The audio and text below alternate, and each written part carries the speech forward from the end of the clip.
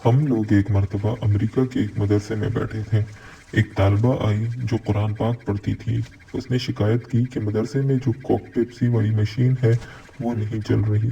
तो मैंने उसे कहा कि भाई हम इतला देते हैं, कंपनी वाले आकर ठीक कर देंगे, कल तक मशीन ठीक हो जाएगी। कहने लगी मुझे प्यास लगी हुई है। मैंने कहा कि पानी का कूलर तो लगा हुआ है और ठंडा पानी मुयस्सर भी है, आप जाके पानी पी लें। कहने लगी मैं पानी पीऊँ। पूछा कि भाई इसमें क्या हर्ज है। तो थोड़ा सोच कर कहने लगी पिछले 9 सालों में मुझे याद नहीं कि मैंने कभी पानी पिया हो। तो क्या पिया? कहने लगी अक्सर पेप्सी पी, और अगर पेप्सी न मिली तो जूस पिया। 9 साल से पानी पीने की नौबत ही नहीं आई। ऐसे भी लोग होते हैं।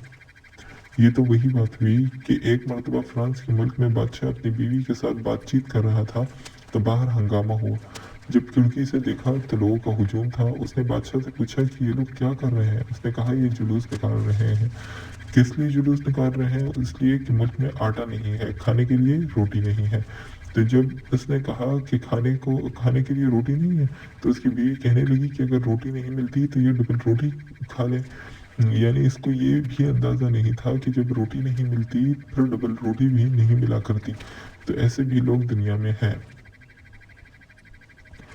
बायज़ीद बस्तामी रहमहुल्लाह ताला एक मरतबा भूख के फ़ज़ाइल बयान कर रहे थे। तो किसी ने कहा कि हज़रत भूख के भी कोई फ़ज़ाइल हैं? फरमाया हाँ, अगर फ़िरौन को भूख मिलती तो वो कभी भी खुदाई का दावा ना करता। उसने खुदाई का दावा किया ही इसलिए था कि उसका पेट भरा हुआ था। जब पेट भरा हुआ होता है तो फिर बंदा अपनी औकात भूल जाता है। अल्लाह ताला ने हम आजिज़ मिस्कीनों को हमारी औकात याद दिलाने के लिए रमज़ान के रोज़ों को फ़र्ज़ कर दिया, ताकि ज़रा भूख भी लगे और प्यास भी लगे। तो हमको इन ग़ुरबा की परेशानी का एहसास होगा जिनके पास 2 वक्त खाने को मुश्किल से होता है, तो वो किस तरह गुजारा करते हैं। तो रोज़े के अंदर माशाल्लाह बड़ी हिकमतें हैं, मगर ये रिस्क का मामला अजीब है। मैं अपनी ज़िंदगी में बेशुमार जगहों पर गया हूँ। मैंने अक्सर लोगों को इस दुनिया के अंदर ज़्यादा खाते ही देखा। तो जब अल्लाह ताला की इतनी नेमतें हैं तो उनका शुक्र अदा करना चाहिए। एक मछली देखी, उसका नाम था ब्लू व्हेल। इतनी बड़ी मछली कि उसका वज़न रोज़ाना 100 पाउंड बढ़ता था, यानी 50 किलो रोज़ाना बढ़ता है। आजकल के नौजवानों की वज़न ही 50-60 किलो या 70 किलो है। तो जिस मछली का वज़न 50 किलो रोज़ाना बढ़ता है तो वो कितना खाती होगी। अच्छा, मज़े की बात ये कि वो ऐसी चीज़ खाती है जिसको हम देख ही नहीं सकते। वो समंदर का पानी अपने अंदर लेती है और उसके जिस्म में अल्लाह ताला ने एक बहुत ही बारीक सी स्क्रीन बनाई हुई है। उसमें उसमें से पानी गुजरता है तो पानी में समंदर के अंदर जो छोटे छोटे बैक्टीरिया होते हैं आँख से नज़र ही नहीं आते। वो छलनी करके एक छलनी की तरह स्क्रीन के एक तरफ रह जाते हैं और साफ पानी आगे निकल जाता है। यही बैक्टीरिया उसकी ग़िज़ा बनते हैं।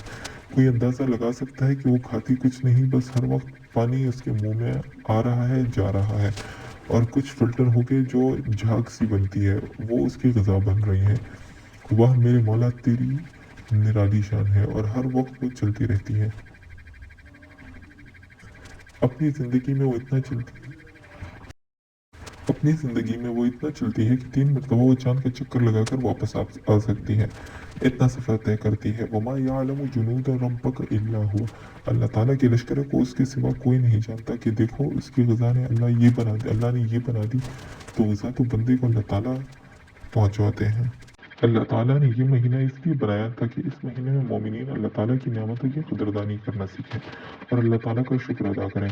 हकीकत यह है कि हमारा रवा रवा अल्लाह के इनाम व अकराम में डूबा हुआ है, रुआ रुआ, लेकिन हम गाफिल हैं, नाशुक्र हैं।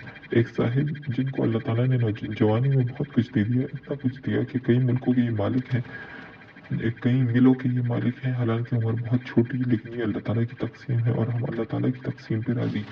उस बंदे के पास इतना माल था कि अगर ये रोज़ाना एक जहाज़ खुद किराए पर लेकर अकेले उम्रे के लिए जाता तो ये रोज़ उम्रा करके वापस आ सकता था। लेकिन इतना पैसा होने के बावजूद अल्लाह ताला की शान कि इसने ज़िंदगी में कभी उम्रा ही नहीं किया था। खैर एक मौके पर इस आजिज़ से बेअत हो गया।